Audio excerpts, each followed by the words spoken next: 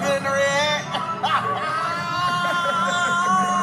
You ever notice how some of the black people who get the biggest platforms always seem to be the ones who never make white people uncomfortable? Like, they all seem to have this pick me, please accept me type of energy. But what these people don't understand is that's a dangerous spot to be in. Because the moment you lose even an ounce of enthusiasm for the people that you're tap dancing for, you're going to literally watch the support you have disappear. Because the white supremacists that you're pandering to don't reward black honesty. They reward black compliance. And the people who play that game, they get propped up real fast until the moment that they're no longer useful. What's an area where you break from or differ from President Trump? Where are you a free thinker as it pertains to his agenda? There are tons of things that I've disagreed with President Trump on. I thought that he responded too quickly to Syria. What are some others? You can give me some policies and I can tell you. Anything specifically on the areas that you speak Black about, America? which No. is about race, about black Americans, No. about social policy, No, and social issues. I'm fully on board with him, and that's why I go around and I speak positively about him, and I want people to understand that we should be trying something different, and Trump is offering something different. Candace Owens proves the point I'm making in this video, maybe better than anybody. She's the perfect example of what happens when a black voice is no longer useful to the people who were boosting it. There was a time back in the day where you couldn't escape Candace Owens. Everything she put out was going viral.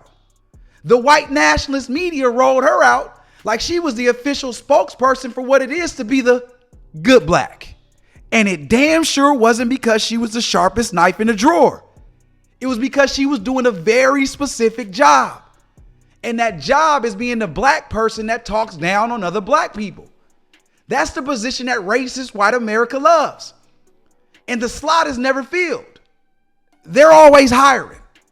To them, there's never enough self-hating Negroes. The see they said it, not us kind of voice.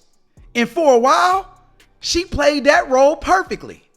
But the moment she stopped spending every day dragging black folks, the moment she stopped being an attack dog for the conservative white audiences, the moment she started aiming her vitriol at the wrong people, you see what happened, right? She disappeared. Now, if you want to find Candace, you got to go looking for her. Because once she stopped staying in line, the machine behind her stopped pushing her. Once she became less controllable, the spotlight dimmed.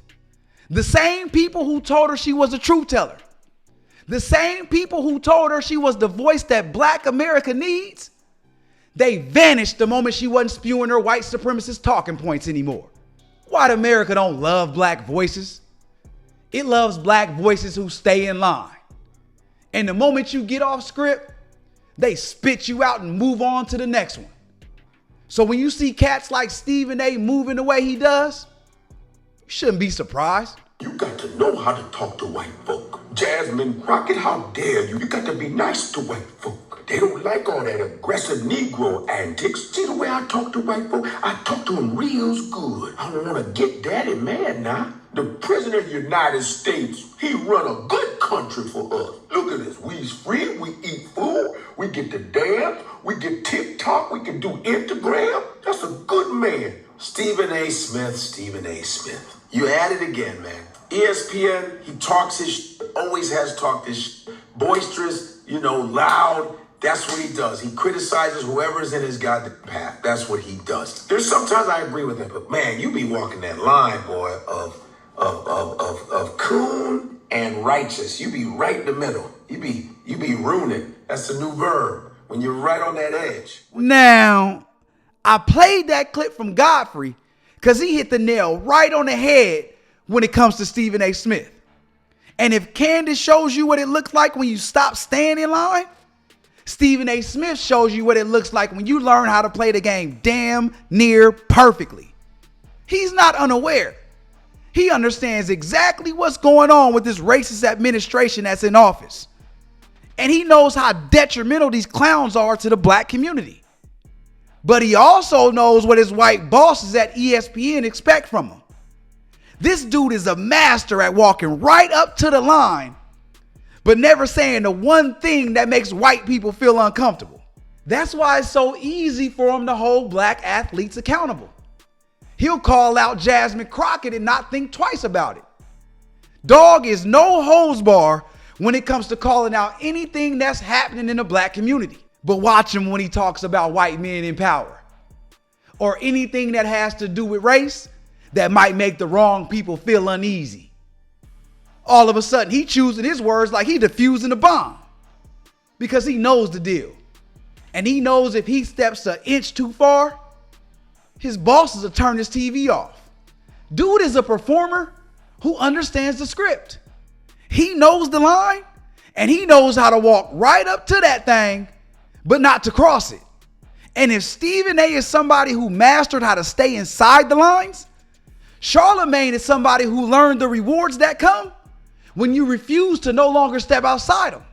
Okay, so you said on the record that until blacks stop using the N-word, we can't get mad at anyone else for using the N-word. So how else do you blame black people for the racism that we face in this country? I would like to say that I said that a while ago. Nothing I say is concrete. I'm very fluid in my thought process. Oh, how convenient. But I go back and forth with that, though. Yeah. Because I still use the word. Yeah. But I use it in context. So I'll be like, I don't fuck with the I don't talk after 5 o'clock. And then there's Charlamagne. And he represents the black voice that built his career on speaking to us, but gets less and less interested in his black fan base the more he looks out into the audience and sees a bunch of white faces. He knows the more he can stay away from caring about black issues, the more corporate sponsors and brand deals that'll roll in. I mean, let's just be honest about it. He's become somebody that white America can trust not to make too much noise. And that makes him predictable. And predictable black voices are always the most rewarded. The new Charlamagne is controlled, not by a person. He's controlled by access. He's controlled by the fear of losing what he spent a decade building. He also knows the line, and he knows how comfortable life feels when you never cross it. And once a black person realizes how good the industry treats you when you stop being disruptive, most never go back. Charlamagne didn't stop caring about the black community. He got comfortable enough to stop being dangerous. And once you stop being dangerous in white America, that's when they love you the most. Black people in Beaver County, we have parts of our personalities too, but it's not always for the same reasons. We do it with the intentions of achieving what I call white comfort. Now, you're not going to hear a lot of black people talk about this because not a lot of black people realize that we do it. It's something that's instinctually done to advance yourself wherever you're at or to just not be affected in a negative way. So, what is white comfort? White comfort is a number of decisions that black people choose to make or not make in order to keep white people that are in positions of power or that can just have any effect on them. We want to keep them comfortable or just avoid their inner detective kicking in. This could be in how we choose to dress or not dress, parts of our personalities we choose to show or not show, or even conversations and interactions that we just completely avoid. At the end of the day, the pattern's clear if you pay attention. Certain black voices get amplified and pushed to the masses, and most of those black voices don't make white people feel uncomfortable. It's about how predictable you are. How safe. Candace Owens, rewarded for punching down on her own people until she stopped. Stephen A, rewarded for criticizing the black community, but never threatening the machine.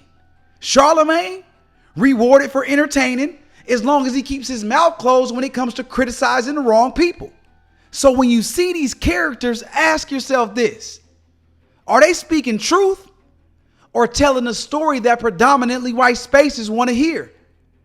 Because white America doesn't love black voices. It loves black voices who stay in line. I'm out.